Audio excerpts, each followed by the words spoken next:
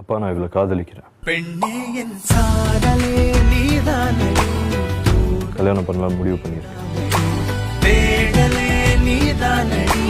எக்காரணத்தை கொண்டு உன்னை விட்டு கொடுக்கவே மாட்டேன். ஆண்டி ஷைலி ஆண்டி, இந்த வசதி அந்தஸ்து புகழ் எல்லாம் நிலாவுக்கு நான் அமைச்சு கொடுத்தது. அவளுக்கு பிடிச்ச மாதிரி ஒரு நிம்மதியான வாழ்க்கை என்னால் அமைச்சு கொடுக்க முடியும். சூர்யா வா போலாம். வீட்டில் விடலப்பா, கூட்டிட்டு வந்துட்டேன். அக்காங்களுக்கு தெரியுமா? என்னோட கொட்டி தம்பி சூர்யாவுக்கு கல்யாணம். சூர்யாவை கேட்காம கல்யாணத்தை பத்தி எப்படி ரிவீல் பண்ண முடியும்? என்ன நடக்குது இங்க? சூர்யாவுக்கு வேற பொண்ணு பாத்துட்டீங்களா? அப்ப நம்ம பேசி விஷயத்தான்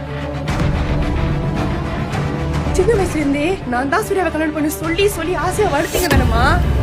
இல்ல ஒன்றும் கண்டவே இல்லை. She's going to be my wife.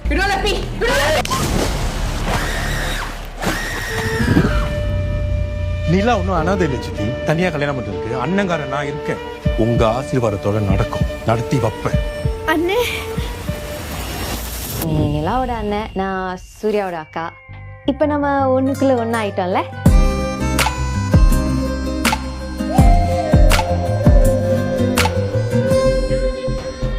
Batch sheet party இதுக்கு ஆர்கனைஸ் பண்ணுங்களா? கடைசியில நீ பேசலாம்ன்றது சரிதான். காலேஜ் கலர்ஸ்ல அவுட்ஃபிட்ஸ்ல இருந்தா நல்லா இருக்கும்ல. இது நல்லா கிராண்டா இருக்குல்ல. ட்ரெண்ட்ஸ் அண்ட் ஃபேஷன் பத்திலாம் தெரியாதவங்க எல்லாம் பேசக்கூடாது. ஆர்த்தியும் ஜோதியும் தொட்டதுக்கெல்லாம் இப்பதான் கம்பீட் பண்ணுவாங்க. அவங்க சண்டை நடுவில் யாரு அஃபேக் ஆகுறாங்கன்னு அவங்க கண்டுக்க மாட்டாங்க. இந்த மாதிரி டயலாக்லாம் நானும் என் படத்துல நிறைய பேசியிருக்கேன். படத்தை ஓட்டாத. ஒரு ரெண்டு அக்காவும் நம்ம கல்யாணத்துல ரொம்ப தலையிடுறாங்க. எனக்கு பிடிச்ச மாதிரி கல்யாணம் பண்ணணும்னு கேக்குறேன். தப்பா? இவர அம்மா மாதிரி வளர்த்தது நான். அம்மா மாதிரி வளர்த்தேன்னா பேடியில் ஒரு ஓரமா போய் ஆசீர்வாதம் கொடு. உங்களை நம்பித்தான் நிலாவை கூட்டிட்டு வந்தேன். நீங்க என்னன்னா கல்யாணத்தோட காம்படிஷன் ஆக்குறீங்க.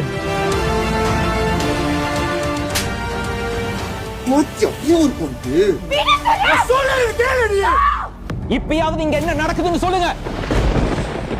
சூர்யாக்கு நிலா ரொம்ப பிடிக்கும் பாரு.